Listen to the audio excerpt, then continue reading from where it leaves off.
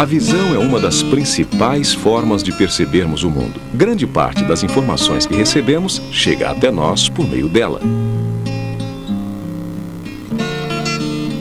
Segundo dados da Organização Mundial de Saúde, o número de pessoas com alguma deficiência visual no Brasil varia entre 1 e 1,5% da população.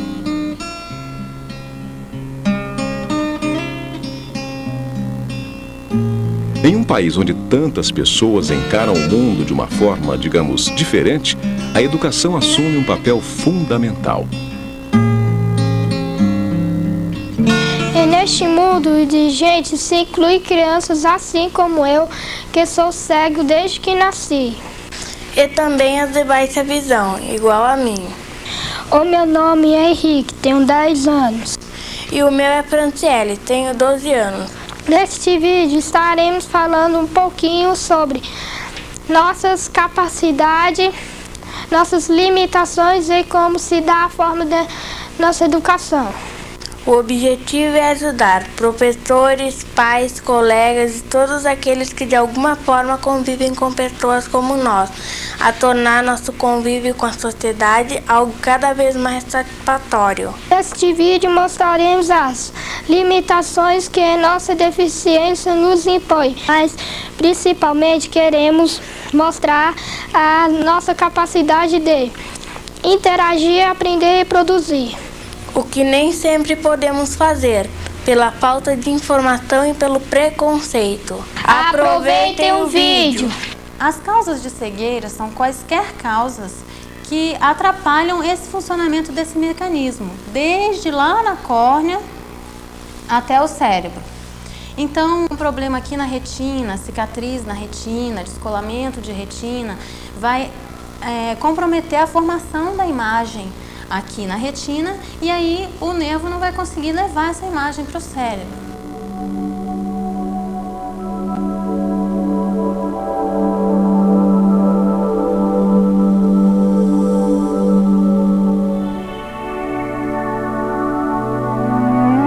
Deficiências visuais congênitas, as mais comuns, são hereditárias, né? Que essa é difícil de ser evitada. As outras são infecciosas facilmente evitáveis, a gonorreia nos olhos, ainda em ordem de frequência a catarata congênita, uma parte delas relacionadas com doença que a mãe teve durante a gravidez, rubéola é a principal, mas se a mãe se vacinou contra a rubéola na época certa, praticamente desaparece esse tipo de cegueira na infância, né? Outra muito importante de ser lembrado é o glaucoma congênito. O glaucoma congênito, a criança nasce com os olhos bonitinhos, a criança que tem muito horror à luz e que lacrimeja muito e coça os olhos de uma maneira crônica nos primeiros anos de vida deve ser levado com urgência ao oftalmologista para afastar algumas doenças oculares, entre elas o glaucoma congênito. Calcula-se que o número de pessoas com deficiência visual poderia ser reduzido pelo menos à metade, somente com a prevenção. Sendo assim, o esclarecimento e o diagnóstico precoce são de vital importância. A cegueira é a perda total da visão nos dois olhos. Já a baixa visão pode se apresentar de várias maneiras. A catarata, por exemplo, faz com que se veja como se tudo existisse nublado. O glaucoma faz com que a pessoa enxergue mais ou menos assim. Outro tipo é a lesão na visão central, que faz com que a pessoa veja um ponto preto no centro de seu campo de visão. A baixa visão é um problema que se manifesta de várias formas e de maneira bem particular a cada criança. É importante que o professor conheça o problema de seus alunos e, junto com eles, busque as soluções que melhor os atendam.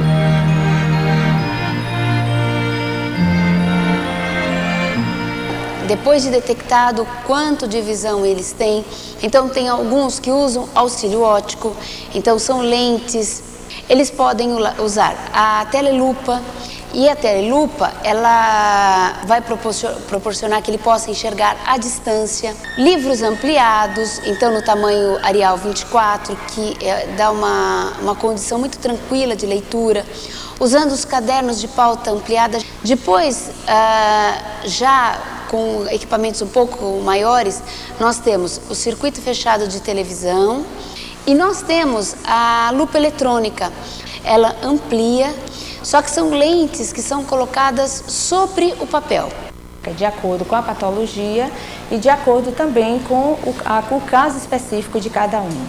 Normalmente, os alunos de baixa visão, eles necessitam de uma luminosidade adequada, necessita do alto contraste e necessita dos recursos ópticos e não ópticos. Alguns necessitam de luminosidade focada sobre o objeto, outros não. Então, é a avaliação funcional que vai determinar a necessidade desse aluno. A partir da avaliação funcional, nós elaboramos um programa específico, individual para cada aluno e procedemos com a orientação ao próprio aluno, à família do aluno e à escola regular.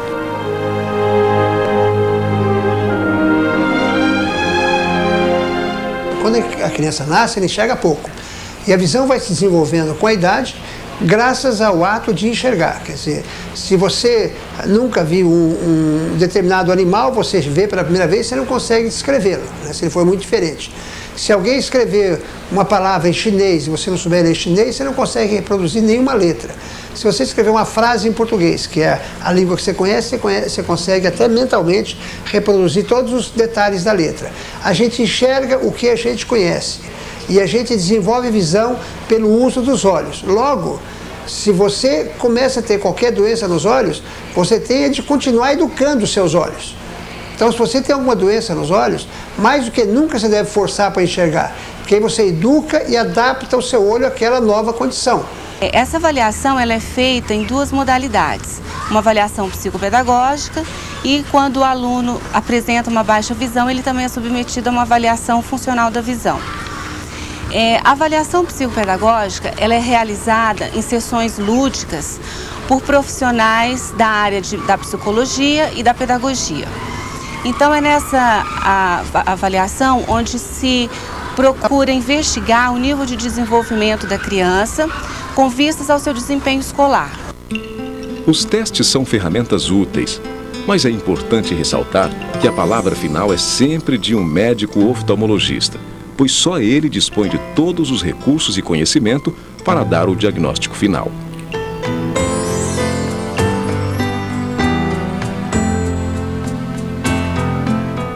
Tem um aluno que não consegue identificar o que está escrito na lousa, que não consegue copiar o exercício, que não consegue ler, identificar, discriminar gravuras de livros, que anda tropeçando a todo momento, caindo a todo momento, que não consegue brincar com os demais coleguinhas, deve-se fazer uma avaliação da visão, procurar um oftalmologista o mais cedo possível, para o oftalmologista realizar a avaliação clínica. Ufa! Foram tantas informações, mas deu para aprender um pouquinho, né? Pois é. Agora vamos ver algumas particularidades sobre nossa educação de bebezinho até o ensino superior. Toda escola da rede pública ou particular tem o dever de receber o aluno com deficiência visual, oferecendo-lhe as condições físicas e pedagógicas necessárias ao seu aprendizado.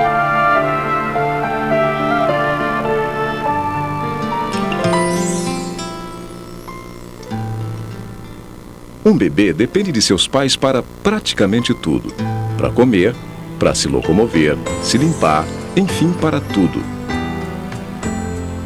Por meio do contato com o mundo e o desenvolvimento de seu corpo, vai aprendendo a lidar com cada uma destas necessidades, até que esteja pronto para a vida.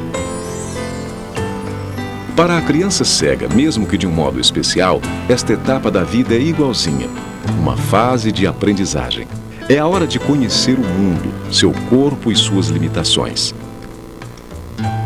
O bebê que nasce cego ou com uma deficiência visual grave aprende a lidar com sua limitação desde muito cedo. Com a falta da visão, a criança necessitará de reorganização dos sentidos remanescentes para a compreensão de seu mundo. Nós aqui no Instituto consideramos muito importante o trabalho realizado com a criança precocemente. Quanto mais cedo a gente detectar atrasos ou deficiências no desenvolvimento da criança, mais cedo a gente pode estar trabalhando para que a criança venha se desenvolver de uma forma mais normal possível e se integrar, né, no ambiente social de uma maneira ideal. A participação dos pais nesta fase da vida é muito importante. O amor, o carinho e o apoio são essenciais para que a criança se sinta amparada. A presença dos pais, você vê que ela brinca mais, ela dá risada, brinca, corre. Por isso que os pais têm sempre que estar sempre por perto. Em casa boto um som, mando ela brincar, ela canta, ela dança. Ela faz tudo em casa. Nós aqui trabalhamos com crianças de 0 a 4 anos, sendo que de 0 a 3 anos os pais eles ficam na sessão. Eu acho que é importante os pais ficarem na sessão, participarem da sessão, para que eles possam dar continuidade de tudo que é feito na casa deles. Porque é muito pouco tempo que infelizmente, a gente tem, porque são muitas crianças, a procura é muito grande aqui no Instituto. Então, a gente passa mesmo o dever de casa para eles, né? Então, a gente conversa e eles participam conosco e podem estar fazendo em casa tudo que a gente está orientando. A proposta pedagógica para as crianças com deficiência visual promoverá os objetivos gerais da educação pré-escolar: desenvolvimento físico, psicológico, intelectual e social, complementando a ação da família e da comunidade. A política atual de educação voltada para as pessoas com deficiência é a de inclusão no ensino regular. A criança com limitações visuais possui a mesma capacidade de aprender que aquela que enxerga. A criança vidente, ela tem a seu favor o sentido da visão, que é global. O sentido da visão, ele capta todo tipo de informação existente: tamanho, cor, volume, enfim, altura, largura, todas as informações, a bem da verdade, são passadas através do sentido da visão. O tato, que é como a criança percebe o mundo, ele é analítico. As crianças cegas, as pessoas cegas, aprendem da parte para o todo, né? Ela vai perceber o mundo também através dos sentidos restantes, nessa aquisição de significados, quanto a várias classificações, como tamanho, forma, volume, altura. O tato realmente é importantíssimo, né? Manusear objetos, né, para que a criança levante esse tipo de característica é imprescindível, é fundamental. A criança ela tem que ser levada a experimentar vários tipos de objetos, com vários tipos de categorias, exatamente para que ela faça o quê? Ela levante características, ela possa comparar características, fazer associações, fazer transferências e até chegar àquilo que se chama abstração, que é a capacidade realmente de conhecer para conceituar. A principal técnica que o professor pode adquirir para lidar com o nosso problema é a compreensão de como podemos enxergar o mundo. Tem que ver como nós vemos, que aí temos certeza que o resto fica fácil. A criatividade para encontrar soluções para as diversidades do dia a dia é uma das principais marcas do professor brasileiro. E é com a criança que possui deficiência visual que esta criatividade tão peculiar deve aflorar com maior intensidade.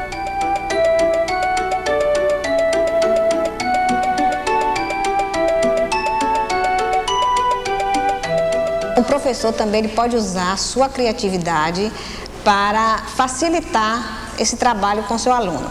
Aqui foi criado uma caixa de fósforo forrada, que são continhas, miçangas, né? Você pode usar. Aqui está correspondendo uma letra. Esse pinozinho aqui tem a sua importância. É como se fosse a referência para ele pegar a posição. Porque a gente vai trabalhando na coordenação grossa e vai coordenação fina. Para vir aqui, porque quando ele for ao braille ainda é mais fino ainda, então ele já tem esse domínio.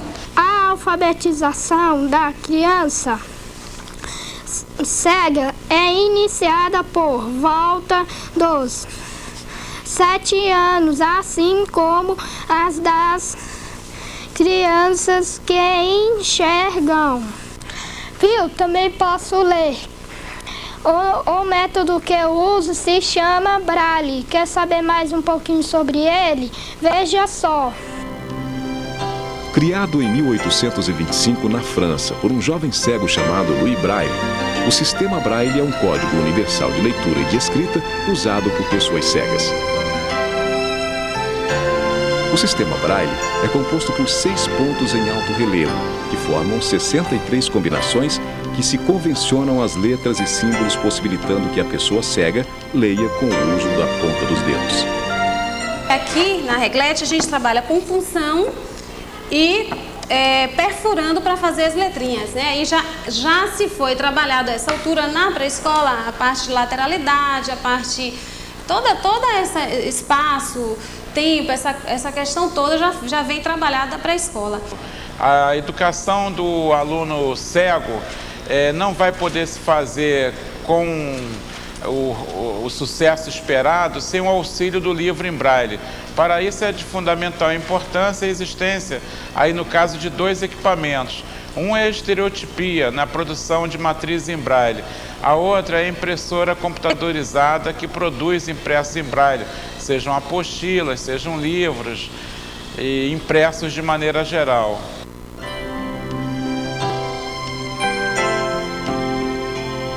Para as operações matemáticas, é utilizado o soroban, uma espécie de ábaco especialmente desenvolvido para as pessoas cegas. O soroban funciona da seguinte forma: tem as contas na parte inferior da régua, nós chamamos esse meio aqui como a régua numerada, aqui a parte superior dessas contas. Então, todas as contas no soroban, elas valem 1. Dependendo apenas a ordem aonde elas estiverem localizadas. Então vamos supor, aqui é o primeiro eixo, é a ordem das unidades simples. Depois, dezena, centena. Aí nós temos o ponto de separação, que é o ponto de separação de classes. Descendo apenas essa conta, nós temos o valor 5 no soroban. Se eu subir as outras 4 contas, eu tenho o valor 9 no soroban. Já se for no caso da dezena, eu teria a 90 no soroban e assim sucessivamente.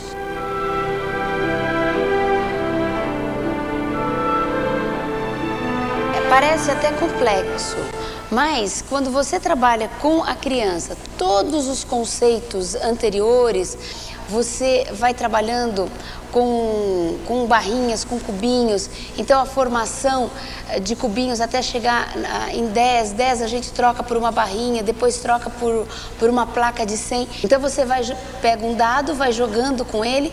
Então quando completar 10 cubinhos, você já troca por uma barrinha.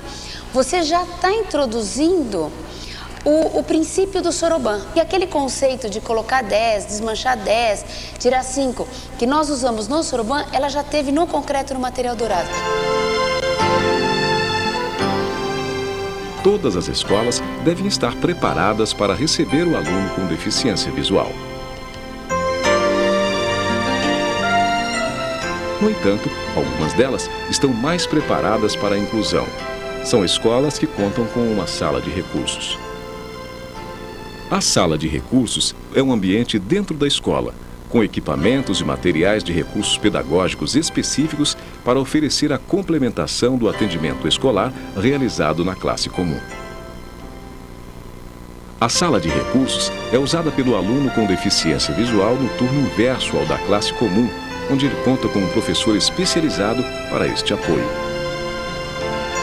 Esse aluno recebe o apoio em sala de recurso, que é onde a gente presta o atendimento ao aluno, complementando o conteúdo da escola onde ele não conseguiu assimilar, com material concreto, material em alto relevo, material em braille, para que ele possa assimilar melhor o conteúdo.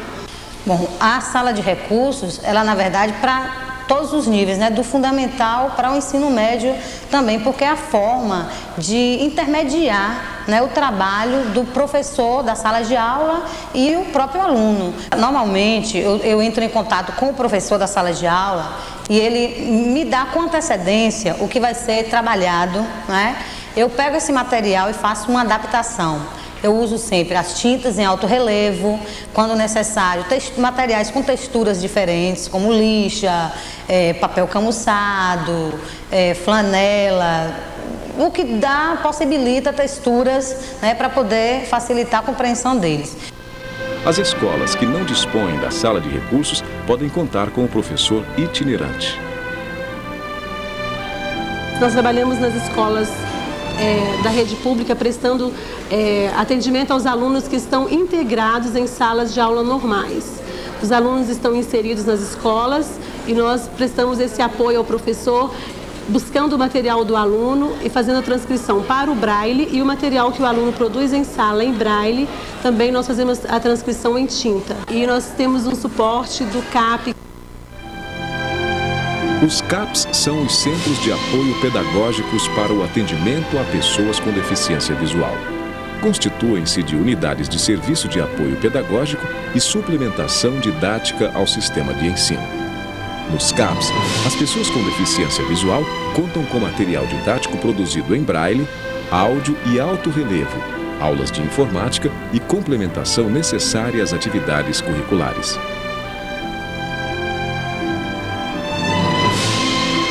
Há ainda voluntários que contribuem na digitação, locução e leitura.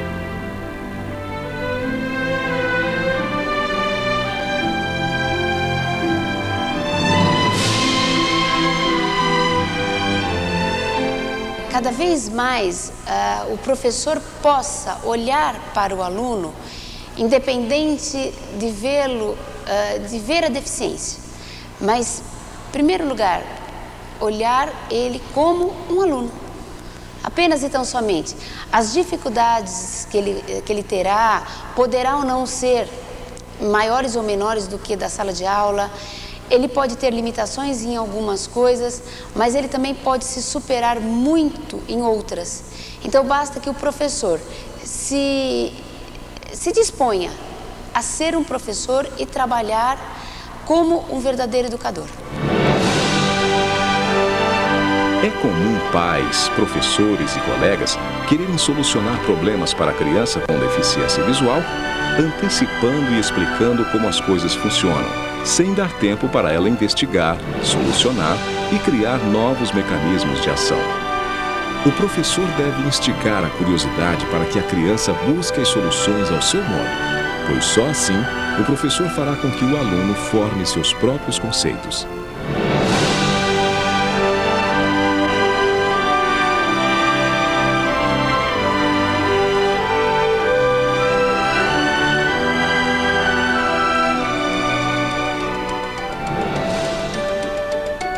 Escola, quando eu volto eu ando de bicicleta, aí quando dá umas 5 horas, 4 horas assim, eu vou lá, chamo as meninas pra nós brincar de bola, aí depois nós ficamos até 6 horas jogando bola, aí depois eu entro pra casa, o que eu mais tenho é amigo. Eu não tenho medo, porque quando eu descobri que ele ia perder a visão, ele só tinha 5 meses de nascido. Aí, conforme ele foi crescendo, eu fui ensinando para ele os obstáculos, porque se eu não ensinasse para ele, ia ser uma pessoa medrosa. A infraestrutura ideal para uma escola de deficientes visuais, ela tem que ser pensada, preferencialmente um prédio construído onde pegue uma boa parte do dia a luz natural para facilitar para as pessoas de baixa visão. As portas, elas devem estar todas identificadas com letras ampliadas e em braille. com identificações de cor para facilitar as pessoas de visão subnormal.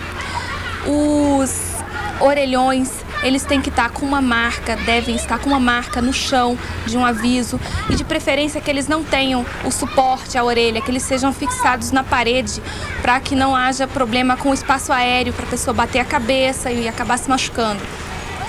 Os extintores de incêndio devem estar embutidos nas paredes e avisados também com avisos no chão. Caso eles sejam para fora, a maioria dos prédios eles não tem esse tipo de adaptação, então a gente precisa estar sempre identificando esses sinais de perigo. Uma infraestrutura boa é aquela onde conta com sala para trabalho de psicomotricidade, orientação e mobilidade, com escada, com rampa, com obstáculo, com pista tátil para a gente estar fazendo trabalho de sensibilização e de orientação espacial e temporal também. Um espaço alegre e colorido. Só deixar cada coisa no seu lugar, de um jeito que não atrapalhe a gente. O desenvolvimento cognitivo do deficiente visual não tem particularidades.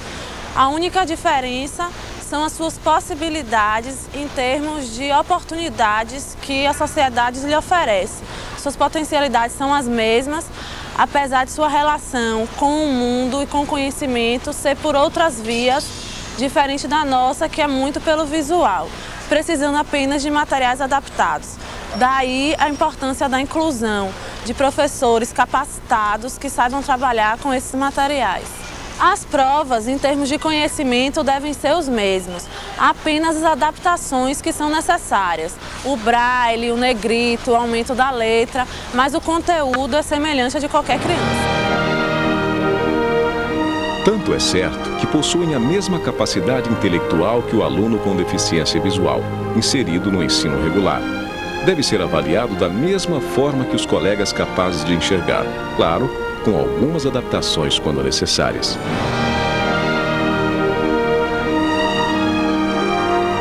O advento da informática tem oferecido as mais diversas soluções para a educação do aluno com deficiência visual.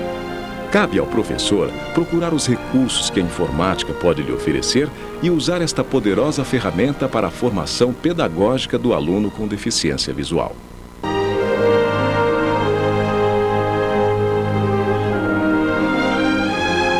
A importância do computador para mim é que eu aprendi muitas coisas. Tenho também a oportunidade de fazer os deveres da escola, pesquisar na internet. E também a informática é muito bom porque é uma oportunidade de trabalho no futuro. É uma expectativa.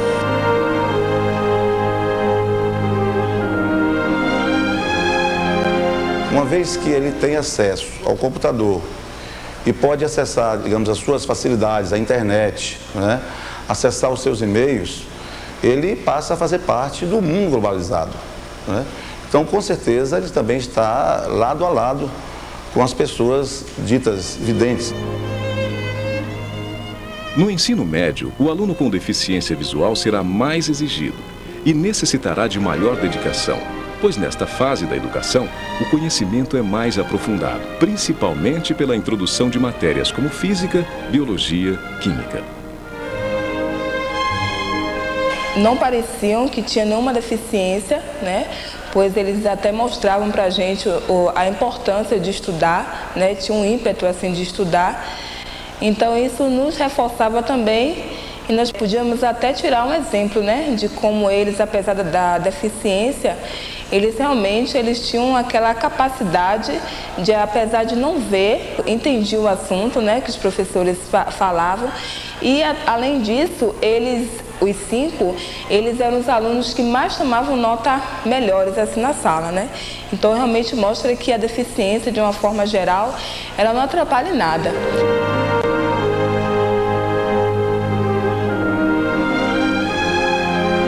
Eu perdi a visão quando eu tinha 19 anos. Eu fazia o primeiro ano do segundo grau. Perdi a visão conveniente de uma catapora, né? Aí eu passei 2 anos praticamente sem estudar. Eu aprendi a trocar instrumento musical depois que perdi a visão, né? Eu acho que quando eu sempre quis tocar violão na vida. Antes de eu perder a visão, nunca tive tempo. Eu estou precisando fazer vestibular para direito. terminar o segundo grau.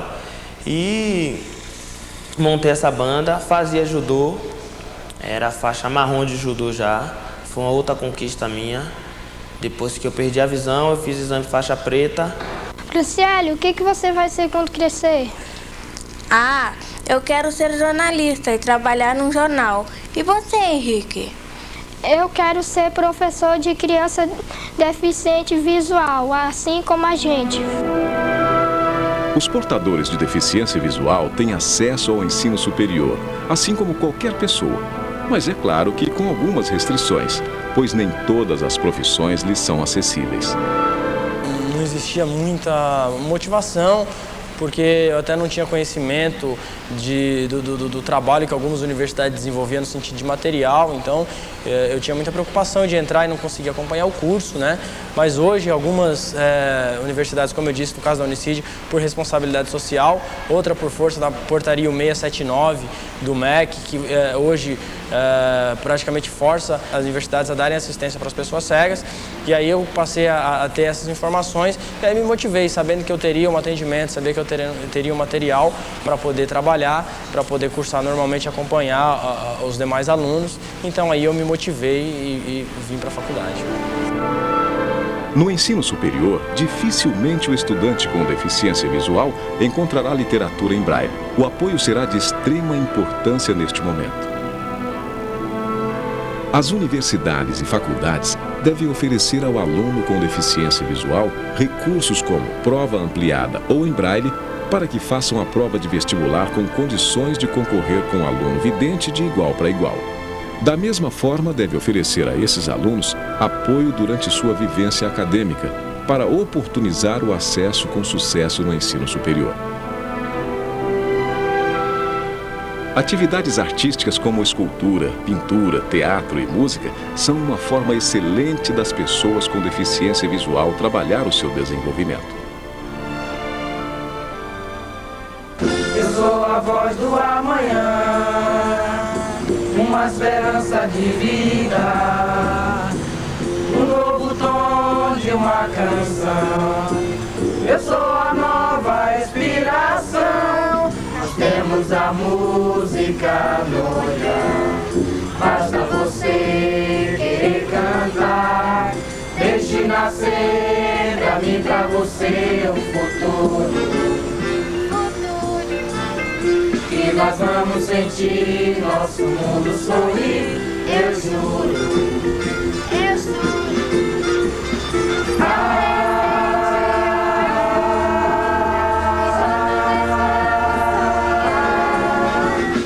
Diga que vai pensar assim, que a paz não vai mais ter fim, não vai mais ter fim. Na música, os portadores de deficiência visual encontram uma realização muito grande.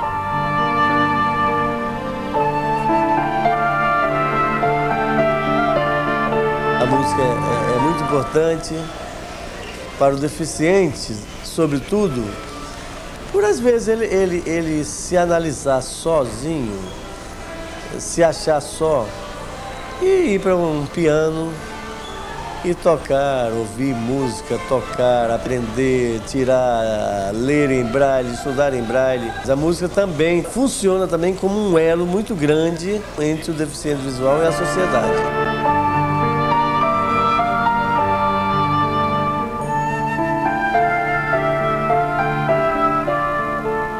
A educação física é importante na vida do aluno com deficiência visual, assim como na da pessoa com visão normal.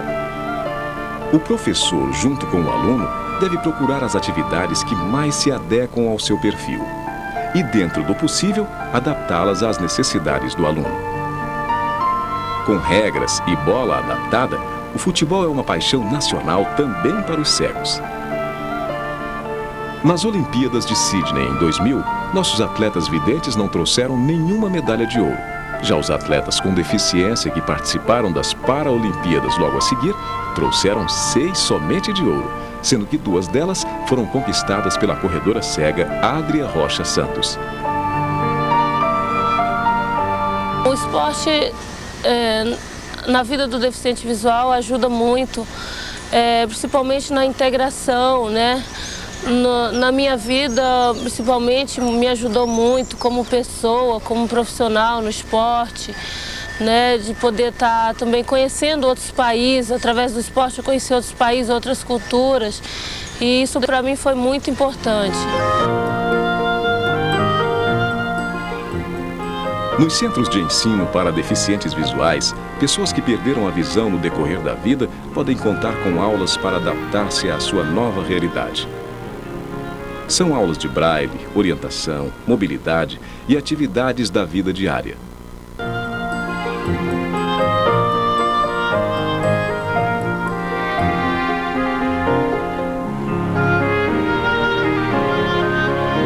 É muito importante a profissionalização do deficiente visual. No futuro vai ser um contribuinte. O cego tem que se preparar, estudar e se preparar para poder ter as condições para disputar o mercado como qualquer outra pessoa que tenha a visão normal.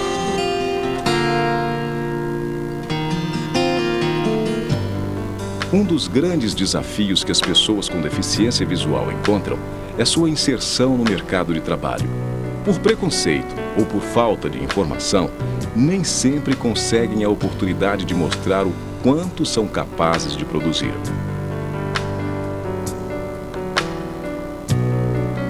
Como todo mundo, né, as dificuldades do percurso normal de profissionalização, que você faz o curso superior e depois você tem que se esforçar para entrar no mercado de trabalho. Para uma pessoa, eu sou portador de deficiência visual, sempre tem umas dificuldades a mais, porque, por exemplo, eu prestei concurso público para trabalhar onde eu trabalho e a prova eu tenho que levar um aparelho de leitura, que é o circuito fechado de televisão. Você necessitaria de mais tempo para fazer a prova e quando eu fiz eu não tive essa possibilidade, mas tudo dentro do esperado e do superável.